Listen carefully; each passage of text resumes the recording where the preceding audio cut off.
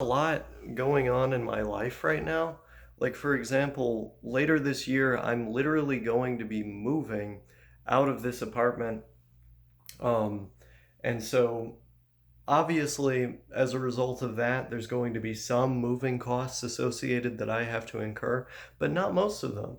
Most of the money that I'm going to have from selling every single thing in this room is going to go towards an immersion school in a certain country that I will not name in order to learn Spanish better. Now, I plan to go there for several months.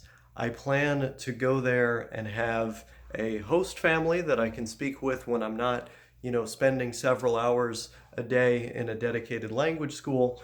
And so I think if I were to do that, I could significantly build on all of the work that I've been doing every day for the past several months on my Spanish.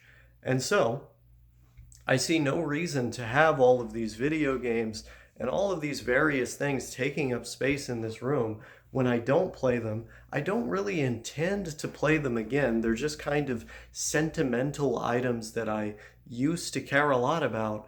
But given that literally all of my time goes into language learning, and I want to get significantly better at language learning, I want to have experiences in countries related to my target language, it only makes sense, therefore, to spend the money that I've accrued in the form of these assets on going to school, right? And then I'll be in a better position to take the DELE test, which is the Spanish proficiency test.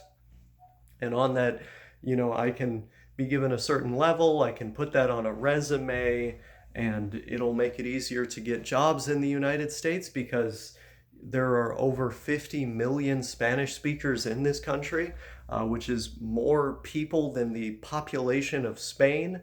And so it ends up being very favorable for you on a job application having a high level of proficiency in that language, really in any language, but particularly that one. I call it unofficial, the unofficial second language of the U.S. And it's going to be conducive to other goals I have related to college and school, but I won't get into that now. When I come back, and I'm working again in some of the types of places that I've historically worked in, it'll be hugely helpful because, when I was working in the hotels or as a janitor, and various other cleaning crews, most of the people that you're working with are gonna be native Spanish speakers, and some of them don't speak any English. And so, consistently at those jobs, I was finding myself picking up, more and more on what they were talking about, what they were saying. Oftentimes because, you're working in this team and they need to tell you to do something. So they say the word in Spanish, then they point at it or they gesture in a very colorful way to kind of give you a sense of what they mean. And I remember, like, at that time, I wasn't even learning Spanish. I always liked the language, I always wanted to, but I wasn't even learning it. And yet, at work, I was learning it. And that's the power of having to communicate with someone right away to get something done. You just have to output, or, you have to comprehend the input that's coming at you. And when you're surrounded by people that need to get something done with you, you're going to kind of figure it out. And so there's a lot of words that, when I started learning Spanish back in around June or July of last year, there were a lot of words that ended up coming naturally to me simply because of the imprint that those experiences made on my mind. And I think I'm going to have a similar experience with this host family, with the school setting.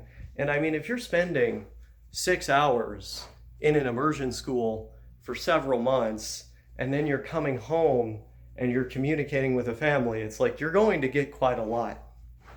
You're going to get quite a lot. It's an environment that I've been able to simulate, in my self-study activity by just constantly having comprehensible input on, or input that's like somewhat comprehensible for me, and then doing intensive study.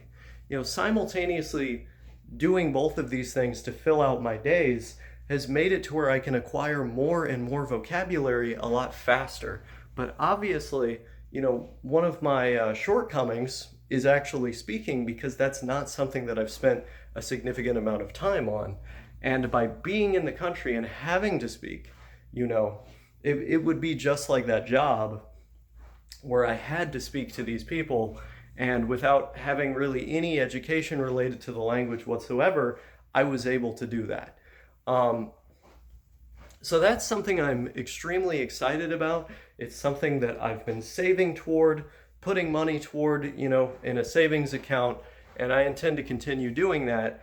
But one of the first major steps to like getting there as soon as possible is actually selling everything in this room, because I have thousands upon thousands of dollars worth of stuff just in this room.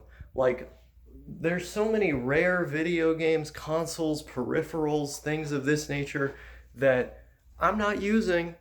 I can't do anything with because I spend all my time studying, and that's way more fun than playing with any of this stuff.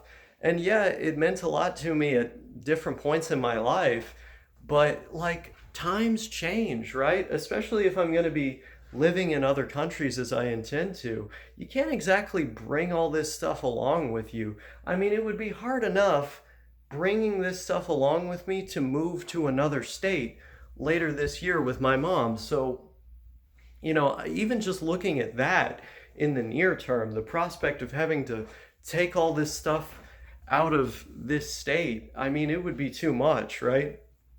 And so there's a necessity there as well, to lower the moving costs by getting rid of as much of this as possible. And you start to see how actually owning things is like an obligation, right? You have an obligation to upkeep this stuff. You have an obligation to ensure that it's taken care of. And then when it comes time to move really fast, or to move, anywhere that's like far away, you run into some issues, right? You run into some issues because it costs money, right? It costs money to actually take a bunch of stuff to another place. And if you didn't have that obligation of taking all that stuff with you somewhere because you don't have a bunch of stuff to take, that's an immediate financial burden that you don't have to worry about. And so I've been thinking about this from a practical perspective too. Like, it's likely that this is not going to be the last time that I have to move. Certainly not, even just within the US, not even talking about, to other countries. And so is it really worth it to have all this stuff? No, it's not. And so I'm selling everything, sell everything, buy, as they say on crypto Twitter. But I think that's everything I have to talk about. I'm trying to remember now. I don't know if I should like link my Discord in the description. Like, maybe someone individually wants to buy some of this stuff off of me. I mean, it would be easier than doing Facebook Marketplace and having to sell things on eBay and things like that. Because at least with eBay, it's like they take a portion of the money when you sell something. So perhaps someone could hit me up if literally anything in this room looks interesting to them. But beyond that, I feel very excited and enthralled about my goals. I intend to stick with it and continue improving, because every day I've been seeing big gains and I want to keep it up. And I think this is the next major step in that journey. And by the time I actually have all of the money together to go to the school, wow, I'm going to be so much better already, so much more ready for the environment, for what the environment would require of me. So that's that. I hope you all have a good day.